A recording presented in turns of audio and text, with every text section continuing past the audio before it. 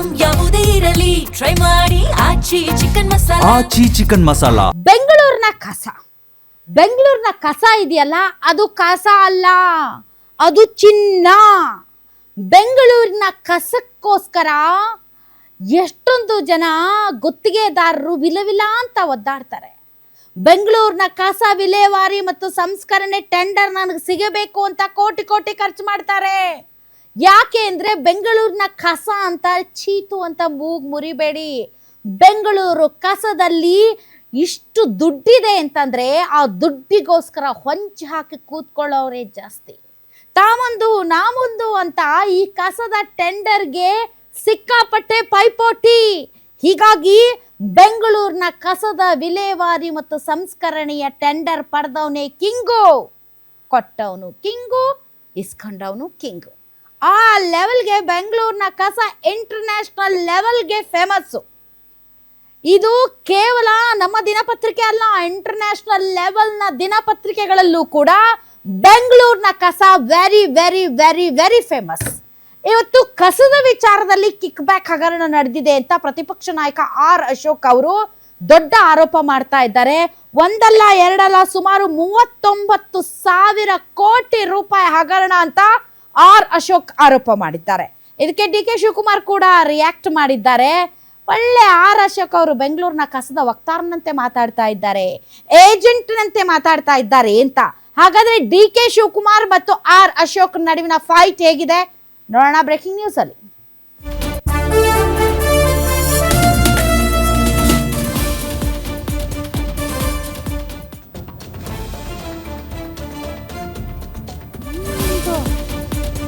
Speaker ಕೊಡಪ್ಪ.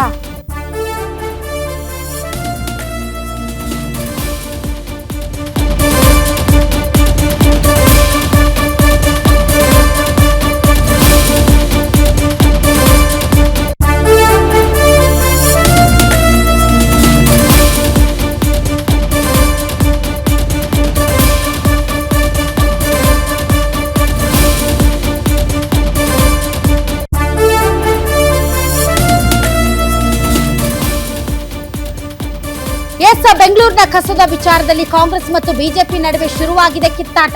D K Shivakumar ವಿರುದ್ಧ R Ashok kick back ಆರೋಪ ಮಾಡಿದ್ದಾರೆ. ದೆಹಲಿ ಮೂಲದ ಒಂದು ಕಂಪನಿಗೆ 39,000 ಕೋಟಿ ರೂಪಾಯಿ ಹಗರಣ, ಬಹಳಷ್ಟು ಕಿಕ್ ಬ್ಯಾಕ್ ಪಡೆದು ದೀರ್ಘಕಾಲಕ್ಕೆ ಟೆಂಡರ್ ಕೊಡಲಾಗಿದೆ ಅಂತ ಆರ್ ಅಶೋಕ್ ಅವರು ದೊಡ್ಡ ಹಗರಣದ ಆರೋಪ ಮಾಡಿದ್ದರು. ಅದಕ್ಕೆ ಇವತ್ತು ಡಿ ಕೆ ಶಿವಕುಮಾರ್ ಅವರು ತಿರುಗೇಟು ಕೊಟ್ಟಿದ್ದಾರೆ. ಅಶೋಕ್ ಕಸ ಮಾಫಿಯಾ ಗ್ಯಾಂಗ್ ನ ಏಜೆಂಟ್ ರೀತಿ ಮಾತಾಡ್ತಾ ಇದ್ದಾರೆ. ನಾನು ಸಿಎಂ ಆಗಿರೋದಕ್ಕೆ ಅವ್ರಿಗೆ ಅಸೂಯೆ ಅಂತ ಡಿ ಕೆ ಶಿವಕುಮಾರ್ ಹೇಳಿದ್ದಾರೆ. ಅಶೋಕ್ ಕಸದ ಏಜೆಂಟಾ ಎಂದ ಸಿಎಂ ಡಿ ಕೆ ಶಿಗೆ ಮತ್ತೆ ಅಶೋಕ್ ಅವರು ಟಾಂಗ್ ಕೊಟ್ಟಿದ್ದಾರೆ. ಹೌದು, ನಾನು ಏಜೆಂಟ್ ಆಗಿಯೇ ಮಾತಾಡ್ತಿದ್ದೀನಿ ಅಂತ ಅನ್ಕೊಳ್ಳಿ ಅಂತ ಅಶೋಕ್ ಹೇಳಿದ್ದಾರೆ. ಆದ್ರೆ ನಿಮ್ಮಂತ ಮಾಫಿಯಾ ಹಿತಾಸಕ್ತಿ ಕಾಯುವ ಕಮಿಷನ್ ಏಜೆಂಟ್ ಅಲ್ಲ, ಕನ್ನಡಿಗರ ಹಕ್ಕಿಗಾಗಿ ಜನರ ಧ್ವನಿಯಾಗಿ ನಿಂತಿರುವ ಜನತಾ ಏಜೆಂಟ್ ನಾನು. ನಿಮ್ಮ ಲೂಟಿ ದಂಧೆ ಪ್ರಶ್ನಿಸುವುದಕ್ಕೆ ಯಾರ ಅಪ್ಪಣೆನೂ ಬೇಕಾಗಿಲ್ಲ ಅಂತ ಮುಖ್ಯಮಂತ್ರಿ ಡಿ ಕೆ ಶಿವಕುಮಾರ್ ವಿರುದ್ಧ ಆರ್ ಅಶೋಕ್ ಅವರು ವಾಗ್ದಾಳಿ ನಡೆಸಿದ್ದಾರೆ. ಬನ್ನಿ ಅವರ ಆರೋಪ ಮತ್ತು ಪ್ರತ್ಯಾರೋಪ ಯಾವ ರೀತಿ ಇದೆ ಅನ್ನೋದನ್ನ ನೋಡೋಣ. ಮತ್ತೆ ಇಡೀ ಬೆಂಗಳೂರೇ ಬೆಚ್ಚಿ ಬೀಳುವಂತ ಒಂದು ದೊಡ್ಡ ಹಗರಣ, ಮತ್ತೆ ಬೆಂಗಳೂರು ಜನರ ತಲೆಯ ಮೇಲೆ ಕಸದ ತೊಟ್ಟಿಯನ್ನ ತುಂಬುವಂತ ಒಂದು ದೊಡ್ಡ ಸ್ಕ್ಯಾಂಡಲ್ ಇದು. ಕಸದ ಹೆಸರಿನಲ್ಲಿ 36,000 ಕೋಟಿ ಕಾಂಗ್ರೆಸ್ ಸರ್ಕಾರ ಲೂಟಿ ಮಾಡಿರೋದ ದಾಖಲೆಗಳನ್ನು ಇವತ್ತು ನಾನು ಬಿಡುಗಡೆ ಮಾಡ್ತಾ ಇದ್ದೀನಿ. 36,000 ಕೋಟಿ ಲೂಟಿ ಮಾಡಿರುವ ದಾಖಲೆಗಳು ಇಲ್ಲೆಲ್ಲ ದಾಖಲೆಗಳಿದೆ. ಇಷ್ಟು ದಾಖಲೆಗಳು ಕಸದ ದಾಖಲೆಗಳು ಇದಲ್ಲ, ಇಷ್ಟು ಕಸದ ದಾಖಲೆಗಳು. ಈ ಕಸದ ದಾಖಲೆಗಳನ್ನೆಲ್ಲ ಇವತ್ತು ನಾನು ಬಿಡುಗಡೆ ಮಾಡ್ತಾ ಇದ್ದೀನಿ. ನನಗನ್ಸ್ತತೆ ದೇಶದಲ್ಲೇ, ಭಾರತ ದೇಶದಲ್ಲೇ ಕಸದಲ್ಲಿ ಇಷ್ಟೊಂದು ದೊಡ್ಡ ಹಗರಣ ನಡೆದಿರುವಂಥ ರಾಜ್ಯ ಯಾವುದೂ ಇಲ್ಲ. First time in the history of India 36,000 ಕೋಟಿ ಕಸದಲ್ಲಿ ಲೂಟಿ ಹೊಡೆದಿರುವಂಥ ಒಂದು ಸ್ಕ್ಯಾಂಡಲ್ ಇವತ್ತು ನಾನು ದಾಖಲೆಗಳನ್ನು ಬಿಡುಗಡೆ ಮಾಡ್ತಾ ಇದ್ದೀನಿ. This is garbage money. How to make garbage money, garbage into money. ಇದೊಂಥರ KGF ಸಿನಿಮಾ ಎಲ್ಲ ಇಲ್ಲೇ ಇನ್ನಲ್ಲ ಹೋಗ್ನ ಗಾರ್ಬೇಜ್ KGF ಇತ್ತಲ್ಲ, ಅಲ್ಲೇ ಚಿನ್ನ ಗೋಲ್ಡ್ ಇದು 1ನಲ್ಲಿ ಆಯ್ತಲ್ಲ, 2ನಲ್ಲಿ ಬಂತಲ್ಲ, ಹಂಗೆ ಇವ್ರದ್ದು 2 ಸಿದ್ದರಾಮಯ್ಯ 1, ಇವ್ರು ಸಿದ್ದರಾಮಯ್ಯ 2. ಗೋಲ್ಡ್ ಹೆಂಗೆ ಮಾಡೋದು? ಕಸನ ಗಾರ್ಬೇಜನ್ನು ಗೋಲ್ಡ್ ಆಗಿ ಕನ್ವರ್ಟ್ ಮಾಡುವಂಥ ಸ್ಕೀಮ್ ಇದು. ಇಡೀ ಬೆಂಗಳೂರು ಲಾರಿಲಿ ತುಂಬಿ ಕಳಿಸ್ಕೊಳ್ಳೋಣ. ಲಾರಿಲಿ ಏನು ಬೇಕು ಅವ್ರಿಗೆ ಕಸ. ಅಶೋಕು ಹಿಂದೆ ಕುಮಾರಸ್ವಾಮಿನೂ ಕೂಡ ಇದೇ ಮಾತಾಡಿದ್ದು. ಅವರಿಬ್ಬರು ಕೂಡ ಈ ಕಸದ ಲಾಬಿ ಇದೆ, ದೊಡ್ಡ ಲಾಬಿ ಕಸದ್ದು.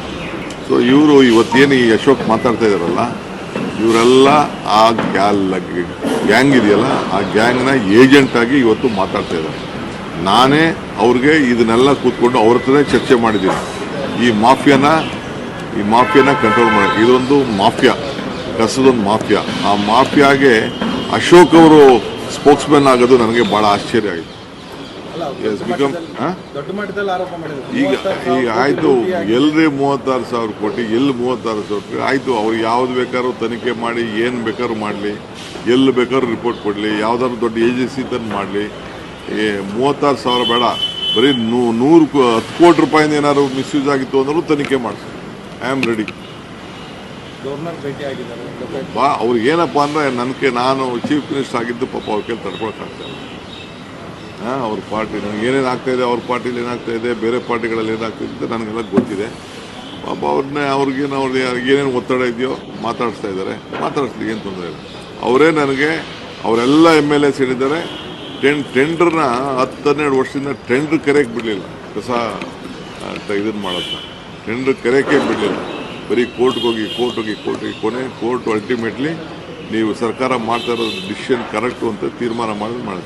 ಈಗೂ ಕೂಡ ತೀರ್ಮಾನ ಆಗಿದ್ರೂ ಕೂಡ ನನ್ನ ಗೌರ್ಮೆಂಟ್ ಇದನ್ನು ಸಿದ್ದರಾಮಯ್ಯ ಗೌರ್ಮೆಂಟಲ್ಲಿ ನಾನು ಮತ್ತೆ ಒಂದು ಕಮಿಟಿ ಫಾರ್ಮೇಷನ್ ಮಾಡಿಸಿ ತಿರ್ಗಾ ಎನ್ಕ್ವೈರಿ ಮಾಡಿ ಅಂತ ಹೇಳಿ ಅವ್ರಿಗೆ ಲಾರಿಲಿ ತುಂಬಿ ಕಳಿಸ್ಕೊಳ್ಳೋಣ. ಲಾರಿಲಿ ಏನು ಬೇಕು ಅವ್ರಿಗೆ ಕಸ. ಅಶೋಕು ಹಿಂದೆ ಕುಮಾರಸ್ವಾಮಿನೂ ಕೂಡ ಇದೇ ಮಾತಾಡಿದ್ದು. ಅವರಿಬ್ಬರು ಕೂಡ ಈ ಕಸದ ಲಾಬಿ ಇದೆ, ದೊಡ್ಡ ಲಾಬಿ ಕಸದ್ದು. ಸೊ ಇವರು ಇವತ್ತೇನು ಈ ಅಶೋಕ್ ಮಾತಾಡ್ತಾ ಇದ್ದಾರಲ್ಲ, ಇವರೆಲ್ಲ ಆ ಗ್ಯಾಂಗ್ ಇದೆಯಲ್ಲ, ಆ ಗ್ಯಾಂಗ್ನ ಏಜೆಂಟ್ ಆಗಿ ಇವತ್ತು ಮಾತಾಡ್ತಾ ಇದ್ದಾರೆ. ನಾನೇ ಅವ್ರಿಗೆ ಇದನ್ನೆಲ್ಲ ಈಗ ಆರೋಪ ಪ್ರತ್ಯಾರೋಪ ಕೇಳಿ ಜನರಿಗೆ ಸಾಕಾಗೋಗಿದೆ.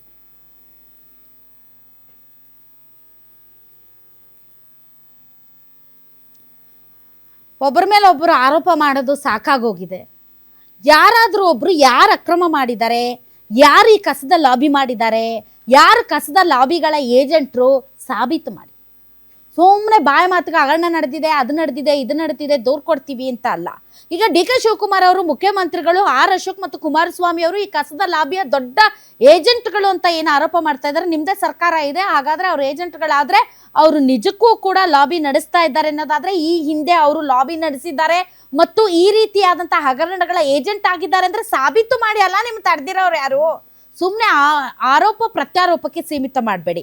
ವಾಸ್ತವ ಸ್ಥಿತಿ ಏನಿದೆ ಬೆಂಗಳೂರಿನಲ್ಲಿ ಅಂತಂದ್ರೆ, ಆ GBI ಏನ್ ಮಾಡ್ತಾ ಇದೆಯಾ ಏನೋ ಗೊತ್ತಿಲ್ಲ. ಮಳೆಗಾಲ ಆರಂಭ ಆಗಿದೆ. ಬೆಂಗಳೂರಲ್ಲಿ ಎಲ್ಲಿ ನೋಡಿದ್ರೆ ಅಲ್ಲಿ ಸೊಳ್ಳೆಗಳು, ರೋಗ ರುಜಿನ ಕಾಟ. ಯಾಕೆ ಅಂದ್ರೆ ಕಸ ವಿಲೇವಾರಿ ಆಗ್ತಾ ಇಲ್ಲ. ಬಹಳಷ್ಟು ಬ್ಲ್ಯಾಕ್ ಸ್ಪಾಟ್ಗಳಿವೆ, ಅಲ್ಲಿ ಕಸದ ರಾಶಿ ಹಾಗೆ ತುಂಬಿ ತುಳುಕ್ತಾ ಇದೆ. ಟಿಪ್ಪರ್ಗಳು ಸರಿಯಾಗಿ ಬರ್ತಾ ಇಲ್ಲ, ಕಸ ಕಲೆಕ್ಟ್ ಮಾಡ್ತಾ ಇಲ್ಲ. ಬಹಳಷ್ಟು ಸಾರ್ವಜನಿಕರು ಬೆಂಗಳೂರಿನಲ್ಲಿ ಹಿಡಿಶಾಪ ಹಾಕ್ತಾ ಇದ್ದಾರೆ. 4 ದಿನ 5 ದಿನ ಆದ್ರೂ ಕೂಡ ಗಾಡಿ ಬರ್ತಾ ಇಲ್ಲ, ಕಸ ತಗೊಂಡು ಹೋಗ್ತಾ ಇಲ್ಲ, ಕಸ ವಿಲೇವಾರಿ ಆಗ್ತಾ ಇಲ್ಲ. ಮೂಗು ಮುಚ್ಕೊಂಡು ಓಡಾಡುವಂತಹ ಪರಿಸ್ಥಿತಿ ಬೆಂಗಳೂರಲ್ಲಿ ಇದೆ.